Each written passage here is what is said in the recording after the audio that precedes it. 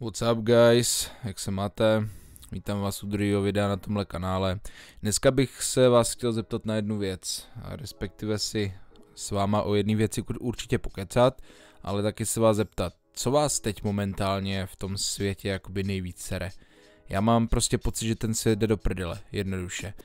A mám proto víc důvodů, nebudu je dneska zmiňovat všechny, protože to je tady prostě na povídání na kolik hodin.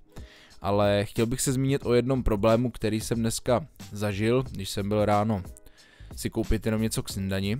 A teď vejdu do toho obchodu a ten obchod byl plnej důchodců.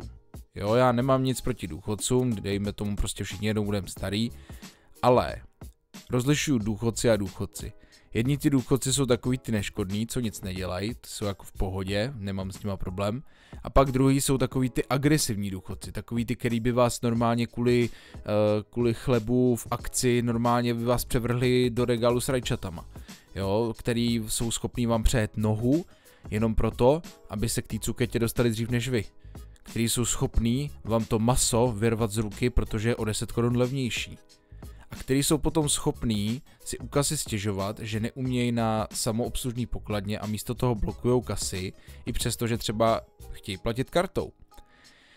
Já osobně dneska jsem se nad tím asi zamyslel tak nějak víc než obvykle a překvapilo mě to, kolik těch lidí tam prostě bylo k sobě fakt jak zmrdí. Jo, já to nemůžu říct jinak, jo, protože to, když člověk tak jako potom kouká, tak tam je to opravdu jak boj o holej život a přitom jako co?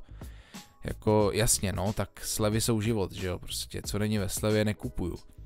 Asi, pravděpodobně, protože jinak to nechápu. Jo, parkoviště zajebaný totálně, tam právě ještě nastupuje jedna skupinka důchodců, nebo zase jedno takový rozdělení a to jsou důchodci, kteří řídí bezpečně a důchodci, kteří řídí nebezpečně. V překladu důchodce, který vás na přechodu pustí a ještě vám zamává s úsměvem a potom důchodce, který vás na přechodu přejede a nebude ani registrovat, že vás přejel. Takže já osobně jsem z toho byl dost překvapený dneska a obecně jsem se tak nějak zamyslel nad tím, jak vysoký procento toxických lidí je teď ve společnosti. A zajímalo by mě, čím to je prostě daný, jestli je to obecně tím napětím v tom světě, a nebo jestli je to nějaká prostě vesmírná mantra. Jde o to, že mi přijde, že ta společnost je strašně vyhrocená. Prostě dramata se dělají na míru a víceméně není chvíle klidu. Jo? Prostě zprávy do nás tlačej, obecně média do nás tlačej katastrofy a nehody a všechno možný a pak se podíváš na internet a tam prostě se mezi sebou beefujou lidi a pak se podíváš na Clash a vidíš prostě, jak se tam spolu rvou lidi. Jo, je to takový, mně přijde tyjo docela fakt jako vyhrocený ta společnost teďka.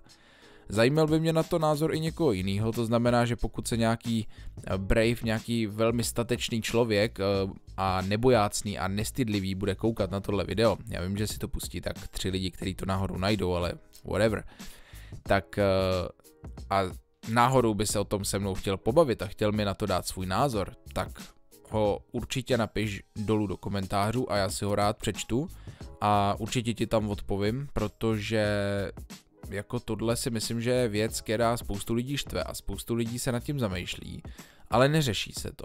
Jo, tohle vzrůstající napětí v té společnosti. Podle mě se akorát jako furt do kolečka přilévá do ohně a čeká se prostě, až se něco stane.